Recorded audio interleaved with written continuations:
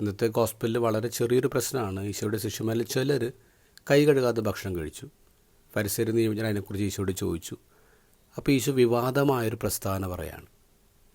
നിങ്ങളുടെ അധരത്തിൽ മാത്രമേ ദൈവമുള്ളൂ, നിങ്ങളുടെ ഹൃദയം ദൈവത്തിന് വളരെയേറെ ദൂരത്താണ്. നിങ്ങൾ ദൈവത്തിൻ്റെ പ്രമാണങ്ങളൊക്കെ മറന്നു. പകരം നിങ്ങളുടെ പാരമ്പര്യങ്ങൾ നിലനിർത്താൻ വേണ്ടി നിങ്ങൾ നിയമങ്ങളുണ്ടാക്കി. ഈശോ പറയുന്നത് കൗശലപൂർവ്വം നിങ്ങൾ നിയമങ്ങളുണ്ടാക്കി. അതിന് എക്സാമ്പിളായിട്ട് ഈശോ പറയുന്നത് കുർബാൻ എന്നുള്ള കാര്യമാണ്. ഒരു യഹൂദന് കയ്യിൽ ധാരാളം പണമുണ്ടെന്നിരിക്കട്ടെ. അപ്പോൾ അയാൾ പറയാണ്, ഈ പണം അത് ദൈവത്തിന് ഉള്ളതാണ്, അത് ദൈവത്തിനുള്ള സമ്മാനമാണ്, വഴിപാടാണ്, കുർബാനാണ്. അങ്ങനെ പറഞ്ഞു കഴിഞ്ഞാൽ പിന്നെ ആ പണം വേറൊരു കാര്യത്തിന് വേണ്ടി ഉപയോഗിക്കേണ്ട. ഈവൻ വൃദ്ധരായ മാതാപിതാക്കളെ നോക്കാൻ വേണ്ടി പോലും ആ പണം ഉപയോഗിക്കേണ്ട.